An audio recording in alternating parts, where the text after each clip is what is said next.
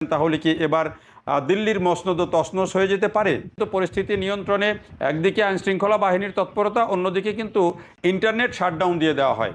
অন্যান্য দেশের মতো শ্রীলঙ্কা, নেপাল বা বাংলাদেশের মতো খুব সহজেই জেনজি আন্দোলনে সরকার পতন ঘটে যাবে এটি। আসসালামু আলাইকুম প্রিয় বন্ধুরা, দেশীয় প্রবাসী যে যেখান থেকে দেখছেন প্রত্যেককে শুভেচ্ছা জানাচ্ছি আমি সাইদুল ইসলাম।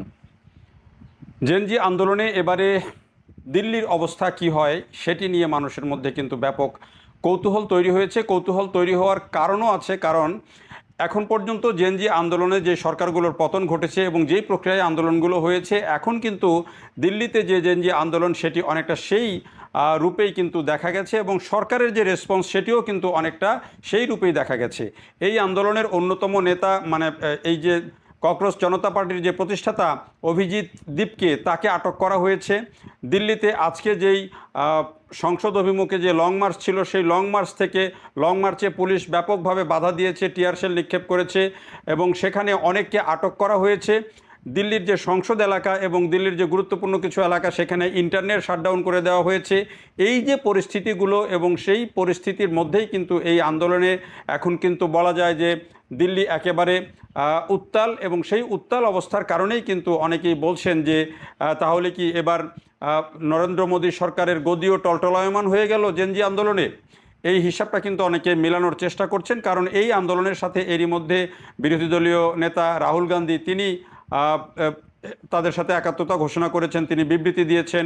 সংসদে এই আন্দোলনের পক্ষে বিরোধী নেতারা ব্যাপকভাবে কথা বলেছেন এবং এই পরিস্থিতি সামাল দিতে গিয়ে কিন্তু কয়েক দফা সংসদ যে অধিবেশন সেটি মুলতবি করতে হয়।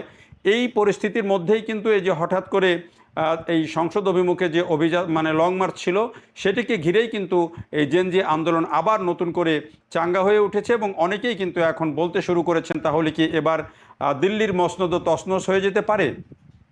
ঘটনাটা শুরু হয়েছিল গত মে মাসে, যখন ভারতের সবচেয়ে বড় যেই মেডিকেল ভর্তি পরীক্ষা নিট, সেই নিটের পরীক্ষায় প্রশ্নপত্র ফাঁসকে কেন্দ্র করে প্রশ্নপত্র ফাঁসের পরে সেই পরীক্ষা বাতিল করা হয় এবং সেই বাতিল করার প্রতিবাদেই কিন্তু তখনকার যে শিক্ষামন্ত্রী ধর্মেন্দ্র প্রধান, তাকে তার অব্যাহতি দিতে তার পদত্যাগের দাবিতে আন্দোলনটি মূলত দানা বাঁধে। এবং সে সময়ে এই যে ককরোচ জনতা পার্টির নামে একটি ব্যঙ্গাত্মকভাবেই একটি প্ল্যাটফর্ম তৈরি করা হয়, সেই প্ল্যাটফর্মে কিন্তু দ্রুততার সাথে লক্ষ লক্ষ তরুণ তারা অনলাইনে যোগ দিতে থাকেন এবং তাদের ইনস্টাগ্রামের যে ফলোয়ার সেটি মাত্র কয়েকদিনের মধ্যে 2 কোটি পার হয়ে যায়। এরকম একটি স্রোতের মতো তারা এই আন্দোলনের দিকে অনলাইনে যুক্ত হচ্ছিলেন এবং পরবর্তীকালে অফলাইনেও অর্থাৎ সরাসরি এই আন্দোলন শুরু হয় এবং শুরু হওয়ার পর থেকে এটি কয়েক দফা আন্দোলন হওয়ার পরে গত 23 তারিখ থেকে কিছু শিক্ষার্থী বা কিছু আন্দোলনকারী তারা কিন্তু এই অনশন করে আসছিলেন। এর মধ্যেই বিখ্যাত সমাজকর্মী সোনম ওয়াংচুক, বিখ্যাত সমাজকর্মী, তিনি গত 28 জুন থেকে অনশন শুরু করেন এবং এই অনশন তার এই অনশনের মধ্যে দিয়ে কিন্তু আন্দোলন একটা নতুন গতি পায়। কিন্তু গত 2 দিন আগেই কিন্তু তাকে পুলিশ নিয়ে গিয়ে হাসপাতালে ভর্তি করে।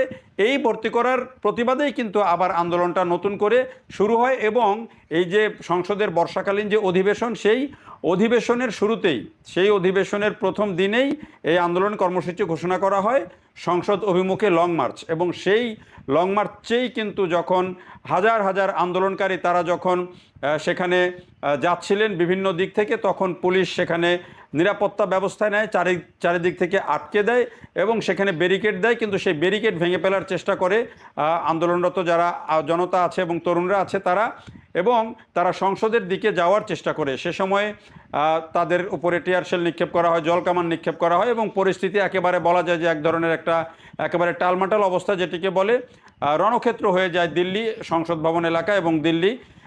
এই অবস্থা তৈরি হয় এবং এই অবস্থার পর কিন্তু পরিস্থিতি নিয়ন্ত্রণে একদিকে আইনশৃঙ্খলা বাহিনীর তৎপরতা, অন্যদিকে কিন্তু সেখানে ইন্টারনেট শাটডাউন দিয়ে দেওয়া হয়।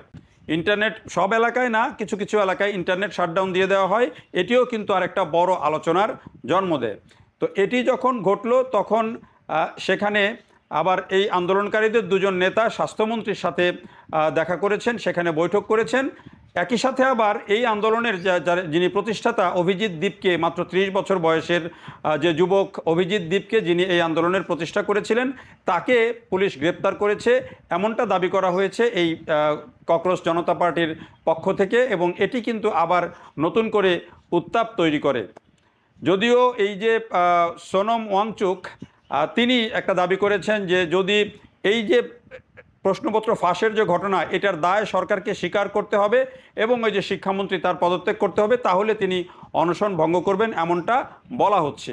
তো এই যে পরিস্থিতি, এই যে আন্দোলনটা যেভাবে এগোচ্ছে, এই আন্দোলনটাকে এখন বলা হচ্ছে যে এই আন্দোলনের সাথে আগে যে শ্রীলঙ্কাতে, নেপালে, বাংলাদেশে এবং অন্য দেশে যে যে আন্দোলন হয়েছে, সেই আন্দোলনের সাথে এটার একটা মিল খুঁজে পাচ্ছেন সবাই। এবং অন্যান্য দেশেও যে আন্দোলনের যেভাবে নেতা তৈরি হয়েছে তরুণ প্রজন্ম থেকে, এখানেও কিন্তু সেই একই পরিস্থিতি তৈরি হয়েছে। তো এইভাবেই কিন্তু এখন অনেকেই বলছেন যে এই যে পরিস্থিতি, একদিকে আন্দোলন, তার সাথে সাথে আবার কিন্তু বিরোধী দলের যে রাহুল গান্ধী, তিনি এই আন্দোলনকে যৌক্তিক এবং তরুণদের এই আন্দোলনকে যৌক্তিক বলেছেন। তিনি একটা ভিডিও বার্তা দিয়েছেন। সেই ভিডিও বার্তায় রাহুল গান্ধী বলেছেন যে পুলিশ তাদের উপরে যেভাবে আঘাত করেছে, যেভাবে হানা দিয়েছে, এটি কোনোভাবেই ভারতীয় আইনের মানে প্রয়োগ হতে পারে না। এই ধরনের কালচার ভারতে নাই, এটি তিনি বলতে চেয়েছেন এবং তাদের তরুণদের দাবিকে ন্যায্য দাবি হিসাবে তিনি বর্ণনা করেছেন এবং তাদের এই দাবির সাথে তিনি একাত্মতা ঘোষণা করেছেন এবং সরকার যেন এই দাবি মেনে নেয় সেটিকে তিনি বলেছেন রাহুল গান্ধীর এই বক্তব্য যখন এটি আছে, তখন আবার কিন্তু সংসদে আজকে যেহেতু সংসদেরও প্রথম অধিবেশনের প্রথম দিন ছিল এবং সেদিনেই আন্দোলনটি শুরু হলো, নতুন প্রক্রিয়ায় এই আন্দোলনটি যখন দানা বাঁধল, তখন সংসদে যারা বিরোধী নেতৃত্ব ছিলেন তারাও কিন্তু এই বিষয়টি নিয়ে কথা বলেন এবং ভারতের সংসদ কিন্তু পার্লামেন্ট কিন্তু বেশ উত্তপ্ত হয়ে ওঠে এবং কয়েক দফায় পার্লামেন্ট তখন কিন্তু অধিবেশন মুলতবি করতে হয়, এমন একটা পরিস্থিতিও তৈরি হয়েছিল। এই অবস্থার মধ্যেই সংসদ ত্যাগ করেন প্রধানমন্ত্রী নরেন্দ্র মোদী। তো এই যে পরিস্থিতি একের পর এক চলছে এবং আজকের আন্দোলনের যেই অবস্থা গিয়েছে, এরপরে নতুন কর্মসূচি কী আসে সেটি হয়তো আসবে। তবে যেটি সোনম ওয়াংচুক যেটি বলেছেন যে এই যে সরকারকে দায় মেনে নিতে হবে প্রশ্নপত্র ফাঁসের এবং যে পদত্যাগের যে দাবি তরুণদের পক্ষ থেকে করা হচ্ছে, সেটি তাদেরকে মেনে নিতে হবে। এই যে তাদের যৌক্তিক দাবি, সেটি মেনে নিতে হবে। এটি হচ্ছে প্রধান কথা। কারণ তরুণরা এখন আরেকটা বিষয়কেও সামনের সাথে যুক্ত করছে, সেটি হচ্ছে বেকারত্ব। একদিকে হচ্ছে প্রশ্নপত্র ফাঁসের কারণে এই যে মেডিকেল ভর্তি পরীক্ষা অনিশ্চয়তা, আরেকদিকে বেকারত্ব। এই বিষয়গুলোকে তারা সামনে আনছেন এবং এগুলোর সমাধান চাইছেন, যে কারণে কিন্তু এখন এই বিষয়টাকে প্রথম দিকে নরেন্দ্র মোদী সরকার বিরোধী দলের ষড়যন্ত্র হিসেবে বর্ণনা করলেও এখন কিন্তু মোদী সরকার কিছুটা নমনীয়তা দেখাচ্ছে এবং আন্দোলনকারীদের সাথে কিন্তু স্বাস্থ্যমন্ত্রী তিনি কিন্তু আলোচনায় বসেছেন। এখন আলোচনায় সমাধান হয়েছে কিনা সেটি একটা ফ্যাক্টর। যদি অভিজিৎ দীপকে আটক করা হয়েছে, যদি এটি সত্য হয়, তাহলে নিশ্চয়ই এটি নিয়ে আবার নতুন করে আন্দোলন হবে এবং নতুন দাবি দেওয়া হয়তো আসবে। সব মিলিয়ে কিন্তু এই যে ভারতে যে আন্দোলন, সেটি আসলে শেষ পর্যন্ত নরেন্দ্র মোদীর গদিকেই শেষ পর্যন্ত নাড়িয়ে দেয় কিনা, এই প্রশ্ন সামনে আসতে শুরু করেছে। যদিও বেশিরভাগ রাজনৈতিক বিশ্লেষকেরই ধারণা ভারতের যে গণতান্ত্রিক সিস্টেম, তাদের যেই রাজ্যসভা লোকসভার যেই সিস্টেম এবং তাদের যেই বিচিত্র যেই দেশ, যেভাবে রাজনীতি এখানে চলে, সেখানে অন্যান্য দেশের মতো শ্রীলঙ্কা, নেপাল বা বাংলাদেশের মতো খুব সহজেই যে আন্দোলনে সরকার পতন ঘটে যাবে, এটি অনেক রাজনৈতিক বিশ্লেষক মনে করেন না।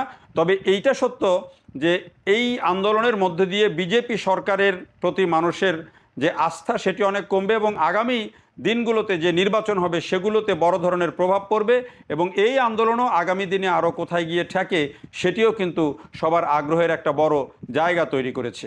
দেখার জন্য সবাইকে অনেক ধন্যবাদ।